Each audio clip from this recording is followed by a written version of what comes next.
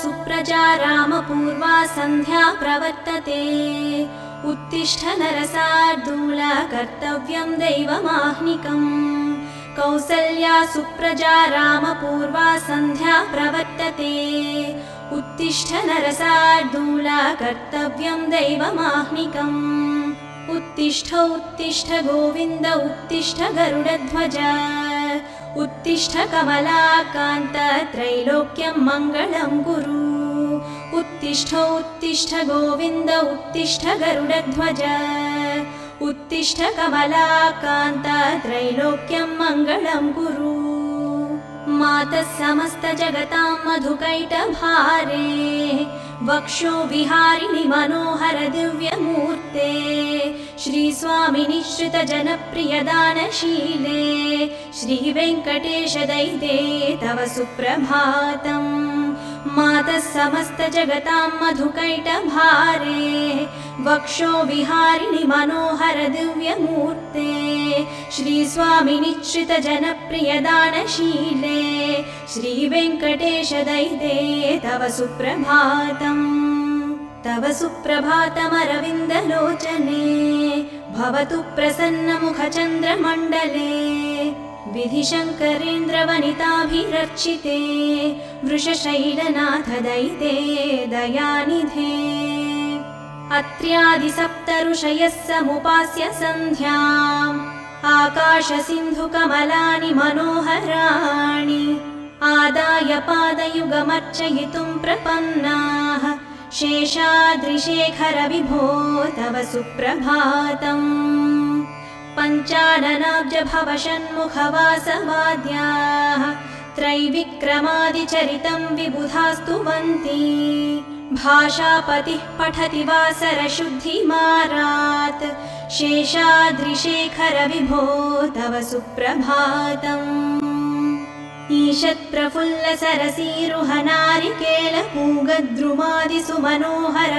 ईषत्प्रफुल्लसरसीरुहनारिकेलपूगद्रुमादिसुमनोहरपालिकानाम् आवाति मन्दमनिलः सह दिव्यगन्धैः शेषाद्रिशेखर विभो तव सुप्रभातम् उन्मील्य नेत्रयुगमुत्तमपञ्जरस्थाः पात्रावसिष्टकदलीफलपायसानि भुक्त्वा सलीलमथ केलिशुकाः पठन्ति शेषाद्रिशेखर विभो तव सुप्रभातम् तन्त्री प्रकर्ष मधुरस्वनय विपञ्च्या गायत्यनन्तचरितं तव नारदोऽपि भाषा समग्रमसकृत्करचाररम्यम् शेषाद्रिशेखर विभो तव सुप्रभातम् भृङ्गावळी च मकरन्दरसानुविद्धझुङ्कारगीतनिनदैः सह सेवनाय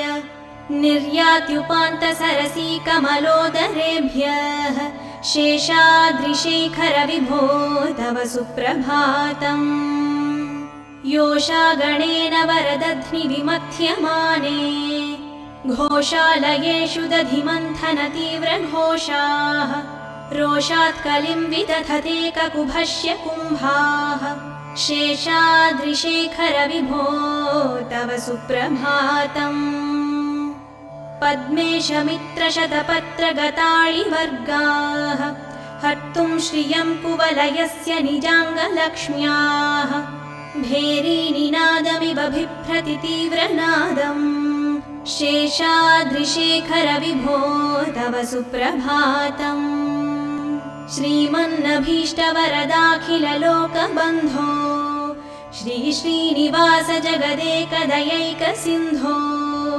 श्रीदेवतागृहभुजान्तरदिव्यमूर्ते श्रीवेङ्कटाचलपते तव सुप्रभातम् श्रीमन्नभीष्टवरदाखिललोकबन्धो श्रीश्रीनिवास जगदेकदयैकसिन्धो श्रीदेवतागृहभुजान्तरदिव्यमूर्ते श्रीवेङ्कटाचलपते तव सुप्रभातम् श्रीस्वामी पुष्करिणिकाप्लवनिर्मलाङ्गाः श्रेयोर्थिनो हरविरिञ्चि सनन्दनाद्याः द्वारे वसन्ति वरनेत्रहतोत्तमाङ्गाः श्रीवेङ्कटाचलपते तव सुप्रभातम्।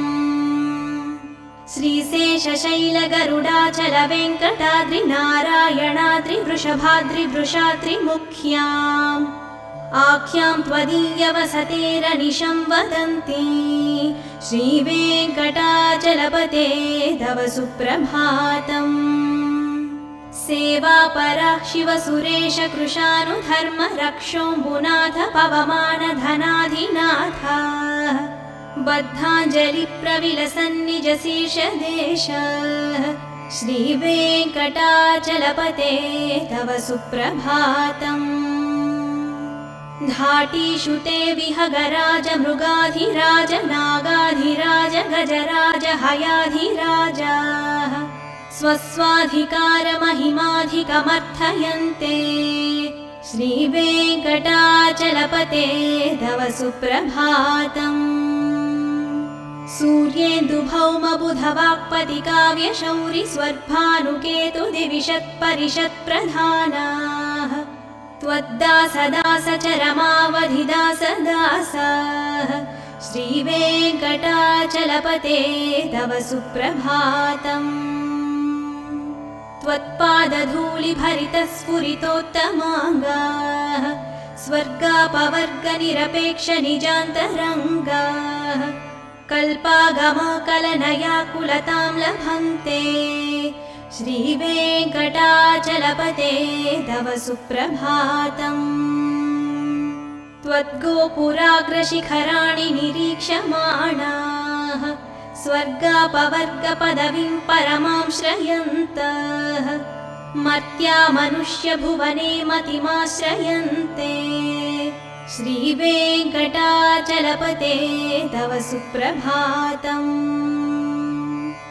श्रीभूमिनायकदयादिगुणामृताब्दे देवाधिदेव जगदेकशरण्यमूर्ते श्रीमन्ननन्तगरुडादिभिरर्चिताङ्घ्रे श्रीवेङ्कटाचलपते तव सुप्रभातम्। श्रीपद्मनाभपुरुषोत्तमवासुदेव वैकुण्ठमाधव जनार्दन चक्रपाणे श्रीवत्सचिह्नशरणागत पारिजात श्रीवेङ्कटाचलपते तव सुप्रभातम्। कन्दर्पदर्पहर सुन्दर दिव्यमूर्ते कान्ताकुचाम्बुरुह कुट्मललोल दृष्टे कल्याण निर्मल गुणाकर दिव्यकीर्ते श्रीवेङ्कटाचलपते तव सुप्रभातम्। मीनाकृते कमठकोल नृसिंहवर्णिम् स्वामिन् परश्वथ तपोधन रामचन्द्र शेषांश रामयदुनन्दन कल्किरूप श्रीवेङ्कटाचलपते तव सुप्रभातम्। येलालवङ्गघनसार सुगन्धितीर्थम् दिव्यं वियत्सरिति हेमघटेषु पूर्णम् धृत्वाद्यवैदिकशिखामणयः प्रहृष्टाः तिष्ठन्ति वेङ्कटपते तव सुप्रभातम्। भास्वानुदेति विकचानि सरोरुहाणि सम्पूरयन्ति निनदैः ककुभो विहङ्गाः श्रीवैष्णवा सततमर्थितमङ्गलास्ते धामाश्रयन्ति तव वेङ्कटसुप्रभातम्। ब्रह्मादयः सुरवराः समहर्षयस्ते सन्तः सनन्दनमुखास्यथ योगिवर्याः धामान्तिके तव हि मङ्गलवस्तु हस्ताः श्रीवेङ्कटाचलपते तव सुप्रभातम्। लक्ष्मीनिवास निरवद्य गुणैकसिन्धो संसारसागर समुत्तरणैकसेतो वेदान्तवेद्य निज वैभव भक्तभोग्य श्रीवेङ्कटाचलपते तव सुप्रभातम्। लक्ष्मीनिवासनिरवद्यगुणैकसिन्धो संसारसागरसमुत्तरणैकसेतो वेदान्तवेद्यनिजवैभवभक्तभोग्य श्रीवेङ्कटाचलपते तव सुप्रभातम्। इत्थं वृषाचलपतेरिह सुप्रभातम्। ये मानवाः प्रतिदिनं पठितुं प्रवृत्ताः तेषां प्रभातसमये स्मृतिरङ्गभाजां प्रज्ञां परार्थसुलभां परमां प्रसूते। इत्थं वृषाचलपतेरिह सुप्रभातम्। ये मानवाः प्रतिदिनं पठितुं प्रवृत्ताः तेषां प्रभातसमये स्मृतिरङ्गभाजां प्रज्ञां परार्थसुलभां परमां प्रसूते। कमलाकुचूचुककुङ्कुमतो नियतारुणितातुलनीलतनो कमलायतलोचनलोकपते विजयी भव वेङ्कटशैलपते। कमलाकुचूचुककुङ्कुमतो नियतारुणितातुलनीलतनो कमलायतलोचनलोकपते विजयी भव वेङ्कटशैलपते। स चतुर्मुख षण्मुख पञ्चमुख प्रमुखाखिलदैवतमौलिमणे शरणागतवत्सलसारनिधे परिपालय मां वृषशैलपते। अतिवेलतया तव दुर्विषहैरनुवेलकृतैरपराधशतैः भरितं त्वरितं वृषशैलपते परया कृपया परिपाहि हरे। अधिवेङ्कटशैलमुदारमते जनताभिमताधिकदानरतात् परदेवतया गतितान्निगमैः कमलादयितान्न परङ्कलये। कलवेणुरवावशगोपवधूशतकोटिवृता स्मरकोटिसमात् प्रतिपल्लविकाभिमतात् सुखदात् वसुते वसुतान्न परङ्कलये। अभिरामगुणाकरदासरथे जगदेकधनुर्धरधीरमते रघुनायक राम रमेश विभो वरदो भवदेवदया जलधे। अवनीतनया कमनीयकरं रजनीकरचारुमुखाम्बुरुहम् रजनीचरराजतमो मिहिरं महनीयमहं रघुराममये। सुमुखं सुहृदं सुलभं सुखदं स्वनुजं च सुकाय ममोघशरम् अपहाय रघुत्वहमन्यमहं न कथञ्चन कञ्चन जातु भजे। विना वेङ्कटेशं ननाथो ननाथः सदा वेङ्कटेशं स्मरामि स्मरामि। हरे वेङ्कटेश प्रसीद प्रसीद प्रियं वेङ्कटेश प्रयच्छ प्रयच्छ। विना वेङ्कटेशं ननाथो ननाथः सदा वेङ्कटेशं स्मरामि स्मरामि। हरे वेङ्कटेश प्रसीद प्रसीद प्रियं वेङ्कटेश प्रयच्छ प्रयच्छ। अहं दूरतस्ते पदाम्भोजयुग्मप्रणामेश्च यागत्य सेवां करोमि। सकृत्सेवया नित्यसेवाफलं त्वं प्रयश्च प्रयश्च प्रभो वेङ्कटेश। अज्ञानिना मया दोषानशेषान् विहितान् हरे क्षमस्वत्वं क्षमस्वत्वं शेषशैलशिखामणे।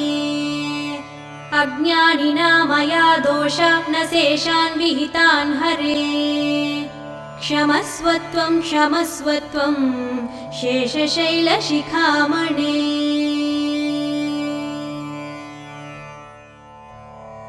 श्रियः कान्ताय कल्याणनिधये निधयेत्थिनां श्रीवेङ्कटनिवासाय श्रीनिवासाय मङ्गलम्। श्रियः कान्ताय कल्याणनिधये निधयेऽर्थिनाम्। श्रीवेङ्कटनिवासाय श्रीनिवासाय मङ्गलम्। लक्ष्मी सविभ्रमालोकसुभ्रूविभ्रमचक्षुषे चक्षुषे सर्वलोकानां वेङ्कटेशाय मङ्गलम्। श्रीवेङ्कटाद्रिशृङ्गाग्रमङ्गलाभरणाङ्घ्रये मङ्गलानां निवासाय श्रीनिवासाय मङ्गलम्। सर्वावयवसौन्दर्यसम्पदा सर्वचेतसां सदा सम्मोहनायास्तु वेङ्कटेशाय मङ्गलम्। सर्वावयवसौन्दर्यसम्पदा सर्वचेतसां सदा सम्मोहनायास्तु वेङ्कटेशाय मङ्गलम्। नित्याय निरवध्याय सत्यानन्दचिदात्मने सर्वान्तरात्मने श्रीमद्वेङ्कटेशाय मङ्गलम्। स्वतः सर्वविदे सर्वशक्तये सर्वशेषिणे सुलभाय सुशीलाय वेङ्कटेशाय मङ्गलम्। परस्मै ब्रह्मणे पूर्णकामाय परमात्मने प्रयुञ्जे परतत्त्वाय वेङ्कटेशाय मङ्गलम्। आकालतत्त्वमश्रान्तमात्मनामनुपश्यताम् अतृप्यमृतरूपाय वेङ्कटेशाय मङ्गलम्। प्रायस्वचरणौ पुंसां शरण्यत्वेन पाणिना कृपया दिशते श्रीमद्वेङ्कटेशाय मङ्गलम्। दयामृततरङ्गिण्यास्तरङ्गैरिव शीतलैः अपाङ्गैः सिञ्चते विश्वं वेङ्कटेशाय मङ्गलम्। स्रग्भूषाम्बरहेतीनां सुषमावहमूर्तये सर्वार्तिशमनायास्तु वेङ्कटेशाय मङ्गलम्। श्रीवैकुण्ठविरक्ताय स्वामि पुष्करिणीतटे रमया रममाणाय वेङ्कटेशाय मङ्गलम्। श्रीवैकुण्ठविरक्ताय स्वामि पुष्करिणीतटे रमया रममाणाय वेङ्कटेशाय मङ्गलम्। श्रीमत्सुन्दरजामातृमुनिमानसवासिने सर्वलोकनिवासाय श्रीनिवासाय मङ्गलम्। मङ्गलाशासनपरैर्मदाचार्य पुरोगमैः सर्वैश्च पूर्वैराचार्यैः सत्कृतायास्तु मङ्गलम्।